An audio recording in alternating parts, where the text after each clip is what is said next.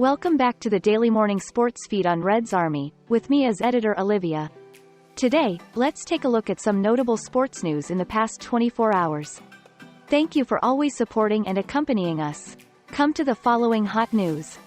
Barcelona vs Man City result. Teams play to exciting draw to conclude charity friendly at Camp Nou.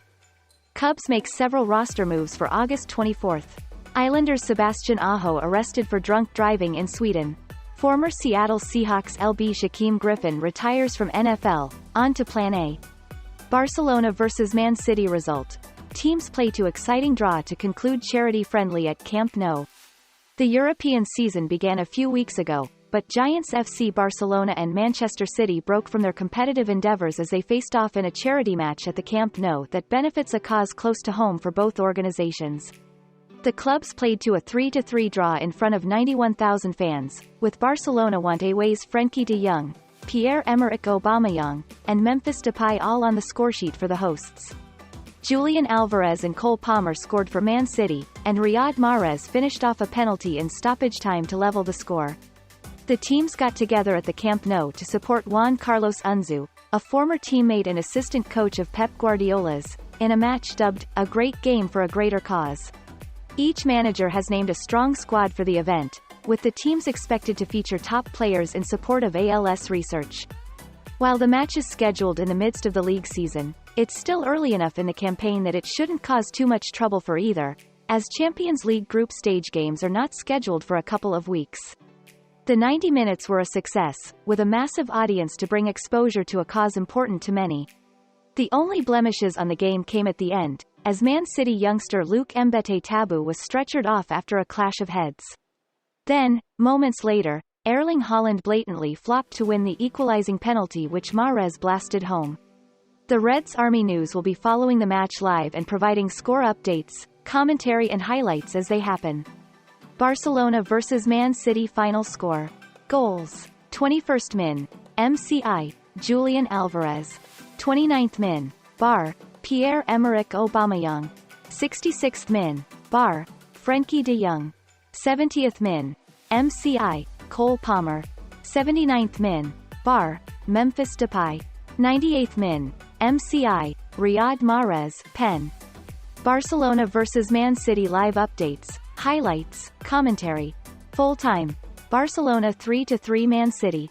Guardiola and Xavi have a friendly embrace and a laugh at the full-time whistle that brings an enjoyable evening to a close. It's a wonderful match that had plenty of action for a good cause. It ended with a whimper as thoughts are with the injured Mbete, and Erling Haaland flops to win a penalty. But the match on the whole was a success from every angle. Cubs make several roster moves for August 24. The Cubs officially announced Wednesday that they have selected right-handed pitcher Luke Farrell from Triple-A Iowa. In order to make room on the active and 40-man rosters, they optioned right-handed pitcher Anderson Espinoza to Triple-A Iowa and transferred right-handed pitcher Kyle Hendricks to the 60-day injured list. In another set of corresponding moves, the Cubs recalled right-handed pitcher Kervin Castro from Iowa and placed left-handed pitcher Steven Brault on the 15-day injured list with a left shoulder strain.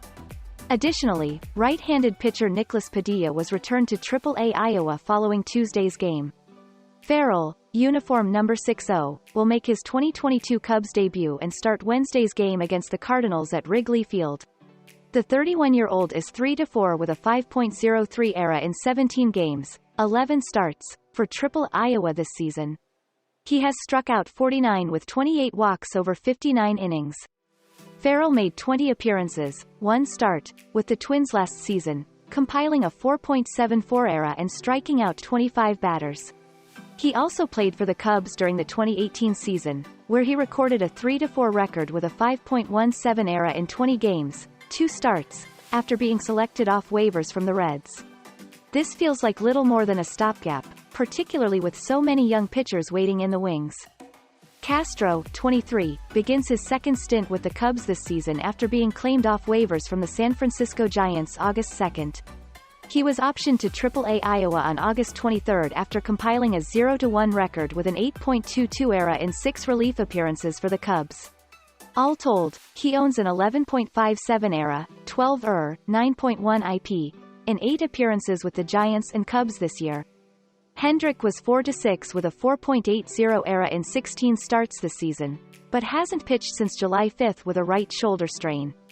He revealed recently that a capsular tear in that shoulder had stalled his rehab to the point that he is still several weeks away from starting a throwing program. Brault has posted a 3.00 ERA in 9 outings out of the bullpen for Chicago in 2022. He tossed 7 straight scoreless outings to begin his season, which started late due to injury and was previously put on hold due to a stay on the COVID ill.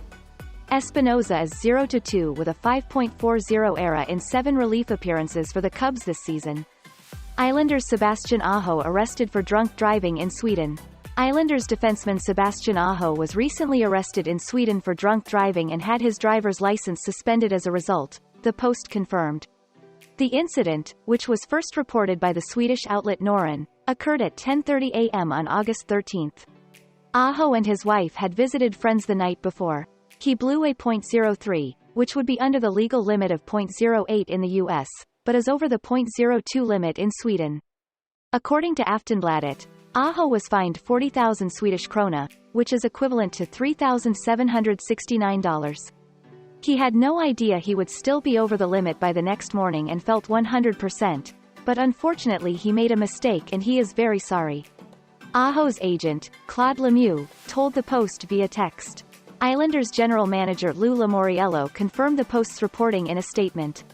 "We were made aware immediately of the situation regarding Sebastian Aho," Lamoriello said. "We have a copy of the police report indicating that he registered a 0.03 blood alcohol content, which is .01 over Sweden's legal limit of .02. Sebastian apologizes for his mistake and as an organization, we will work with him to make sure this never happens again." Aho was reportedly on vacation in Sundsvall, a small city on the Baltic Sea, and was stopped at a checkpoint. "I deeply regret and learn from this mistake and will definitely never drive again the next day," Aho told Norren. The 26-year-old, who comes into the season as the likely 7th defenseman for the Islanders, has struggled to crack the regular lineup since coming over to North America in 2017. Aho was a Group 6 unrestricted free agent this offseason, re-signing with the Islanders on a 2-year deal for $825,000 average annual value. He will be competing with Robin Salo for a spot on the left side of the third defense pairing when training camp opens next month. Aho played 36 games for the Isles last season, scoring 2 goals with 10 assists. Former Seattle Seahawks LB Shaquem Griffin retires from NFL, on to Plan A. Linebacker Shaquem Griffin announced his retirement from the NFL on Wednesday, writing for the Players Tribune that he's looking forward to helping others as part of the NFL Legends community. Griffin, who had his left hand amputated at age 4 because of amniotic band syndrome, a congenital condition, became the first player with one hand to be drafted in the NFL's modern era when the Seattle Seahawks chose him in the 5th round in 2018. It reunited him with his twin brother, Shaquille, then the Seahawks' starting left cornerback. The NFL congratulated Griffin on his retirement, tweeting that he is a true inspiration. Shaquem Griffin was waived by the Seahawks in 2020 and said Wednesday that his brother stayed with him and skipped practice the next day. His biggest worry was about how he would be perceived. "I didn't want people thinking, the one-handed player got cut. I don't do sympathy, man. I don't like people feeling sorry for me," he wrote. "But at no point did I ever think that that was it for me in the NFL." Griffin, 27, was signed to the Seahawks practice squad after being waived and promoted to Seattle's active roster later that season. He appeared in 46 games with the Seahawks in 3 seasons and had 9 tackles, 3 quarterback hits and a sack. Griffin also had a sack of Aaron Rodgers in the divisional round of the 2019 season, leading to a memorable moment of Shaquem taking down the Green Bay Packers quarterback just before Shaquille arrived, then the brothers celebrating with each other afterward. The Seahawks congratulated Griffin on his retirement Wednesday and tweeted, "Your story will be remembered for generations." He signed as a free agent with the Miami Dolphins last year but was released before the season. He had tryouts with several other teams after that, but he said Wednesday that he realized that he wants to play in the NFL only if he's playing alongside his brother, who is now on the Jacksonville Jaguars after signing as a free agent last year. "I worked out for the Cardinals, the Titans and the Jets, and then I got calls from Buffalo, Dallas and Atlanta. But after that Jets workout, I realized something. All this traveling around, working out for teams, trying to catch on somewhere, kept trying to hang on. It wasn't what I wanted. Football had already given me so much, and the only thing I still really wanted from the game was to play with my brother again, he wrote. He said in his Players' Tribune piece that, football was always Plan B. Griffin said his father told him and his brother that Plan A was to go to college, get an education and do something that would make a positive impact in the world. Griffin said he met with NFL Commissioner Roger Goodell at the Super Bowl and received an invitation to join the NFL Legends community, and it was in a conversation with Goodell and other former players in the program that he realized the positive impact he can have on others. I know the positive effect I'm having on others, he wrote. I'm speaking at colleges and universities, talking to football teams and even presenting to corporate America about never doubting yourself and tirelessly pursuing your dreams. People at companies want to hear what I have to say when actually I'm the one that can learn so much from them. It's crazy. And those are also the most outstanding morning news today. Thank you to everyone for listening and following redsarmy's daily news. If you find the video interesting and useful, please click like and subscribe to our channel so you don't miss any of the latest sports news.